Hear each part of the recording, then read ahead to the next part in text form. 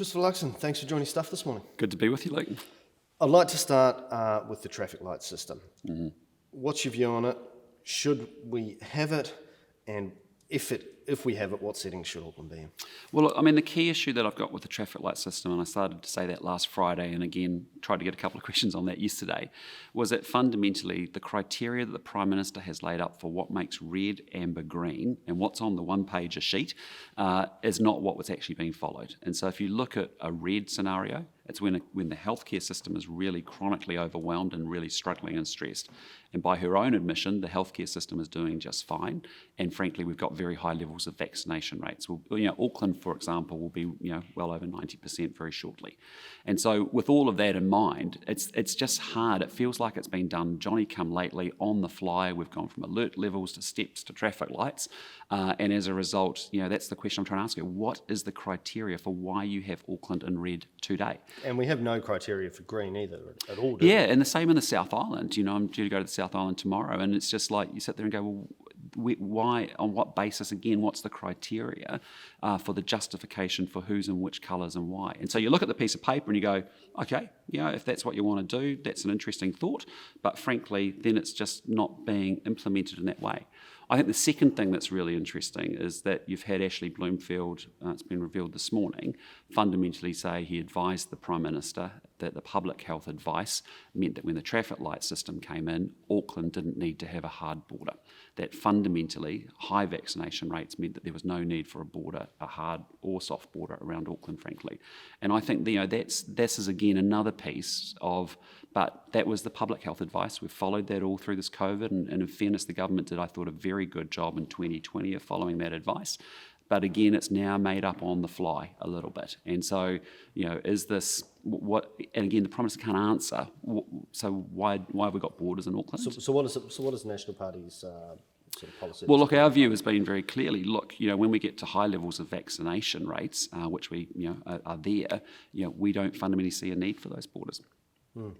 I'll just move on to the, obviously you and your new finance spokesman Simon Bridges have made big play on the economy so far, and I was very interested yesterday to hear you talking about the squeezed middle in New Zealand. What absolutely. is the squeezed middle? Well, the squeezed middle are people who are waking up this morning and they might have shift work, they go to their job, they work incredibly hard, they pay their taxes on low and medium incomes, they're trying to get their kids to school and well educated. They're great members of the community. They're trying to juggle through congestion and traffic and do all the pressures of family life. And fundamentally, they can't get ahead. And in fact, they're going backwards under this government because their incomes are rising at half the rate that prices are increasing. And actually, the official measure of price increases in New Zealand is what we call the inflation measure. But there's a lot of things that are actually excluded and are actually growing at double digit. So if your salaries and your wages are only going up 2.5%, but average prices are going up over 5%, you're going backwards big time because you can't afford, your living costs are much greater than your incomes. And so that's what I talk about, the squeeze middle. And I don't think this government really cares about the workers of New Zealand. I know they definitely don't care about small business owners who are also taking a punt and making it happen with their 10 or 12 employees. They don't care about farmers, and they don't care about New Zealanders and migrants either. It's sometimes said that New Zealand is a poor country that pretends that it's much richer than it is. Would you agree with that assessment? Yeah, that's been my message really clearly, and that's why I came to politics. I want New Zealand to be world class. I want it to be positive, prosperous, out in the world confidently going for it. And the problem we've got is we've got sort of a 2-cylinder engine at the moment economically, and we've got sort of 4-cylinder expectations. And that's why it's not we're talking economics for the sake of economics, because it's pretty boring and there's a lot of jargon in there. But fundamentally, how do we grow a bigger economic engine so that we can get the lifestyles we want? How do we grow a bigger economic engine so we can get the right healthcare, the right education, the right research, science and technology that we need? We want to make investments in those places so that we can make this place go faster, and in the process we can actually raise incomes for all people. That's what we've got to do. Now, you're a successful guy, and there were quite a lot of stories last week about houses you owned and some of the success that you'd had.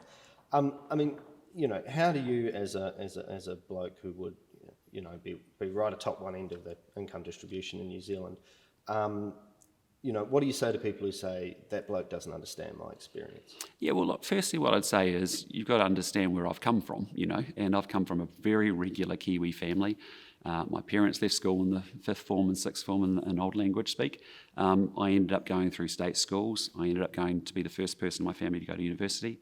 Yes, I went into a commercial career. I was paid very well, and I've been very successful at that. And my question back has been, well, why, does that mean a person like me can't come to a place like Parliament here in Wellington? The power of this place is that we have people coming from all sorts of lived experiences, and that's a representative of the country. And as a result, I think I've got skills that can help in some ways. What I'd say is that when you come from humble beginnings or Kiwi average beginnings, and you go out in the world and you're successful, you never forget where you come from, and your family remind you that of all the time. And I try and keep it really grounded in the way we raise our kids. And we have rules. If you're studying part-time, you're working 40 hours a week. If you're studying full-time, you're working 20 hours a week. We build those same values that Amanda and I had with our kids.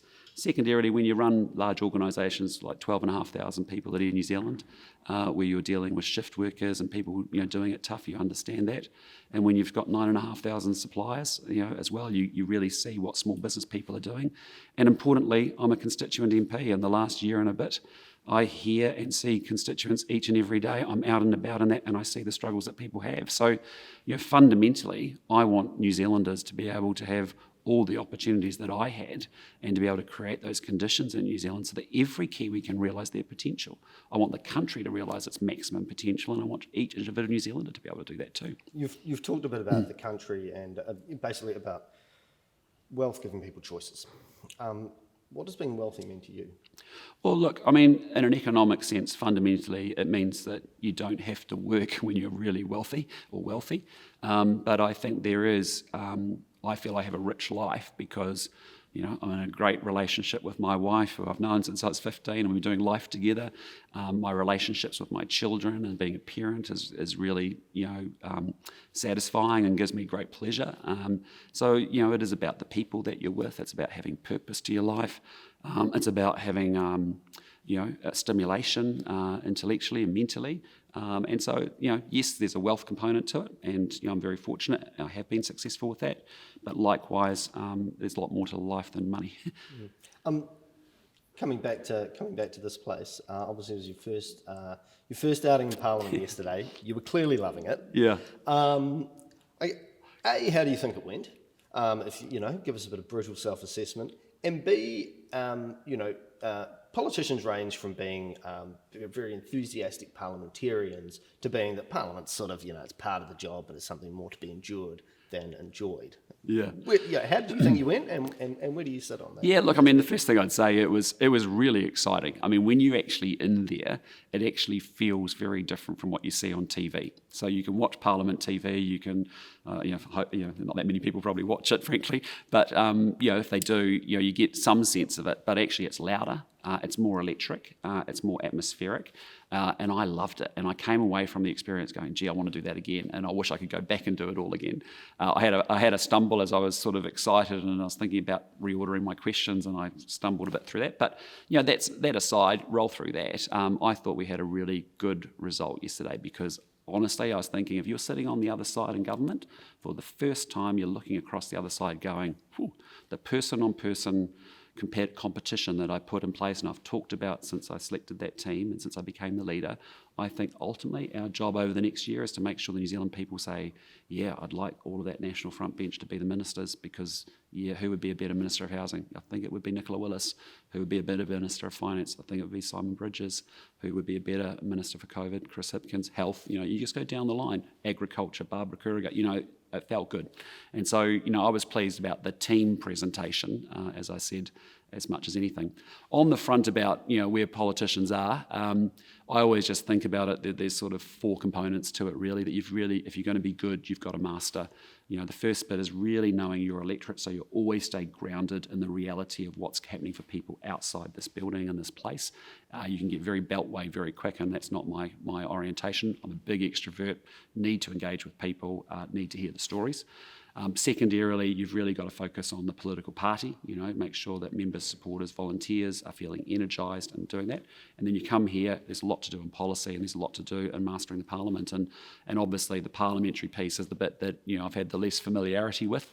It is what it is, but I can tell you I loved it. I really wanted to come back and looking forward to it. And just lastly, basically a week to go of Parliament this year. Parliament rises for the year and then comes back, I think, around mid-February. What's your focus for the next week and a half before people are sort of winding up, going into Christmas? Don't want to hear from any politicians. Yeah, look, I mean, for me, it's just getting people to understand the belief that, look, we can announce and spin all you like, but fundamentally this is a government that doesn't do delivery, execution, and therefore isn't getting things done. And I want people to understand that really clearly. I want them to start to think about, when we start to, how do we go about seriously raising incomes and jobs? But look, a lot of it for us is finish well. Tomorrow I head to Christchurch. I want to...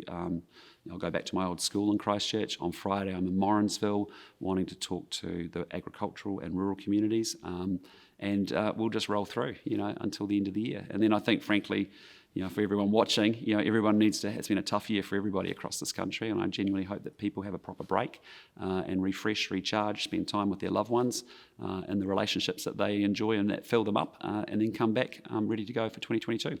Christopher Luxon, thanks so much for joining us this morning. Appreciate it, Luke. Thanks so much.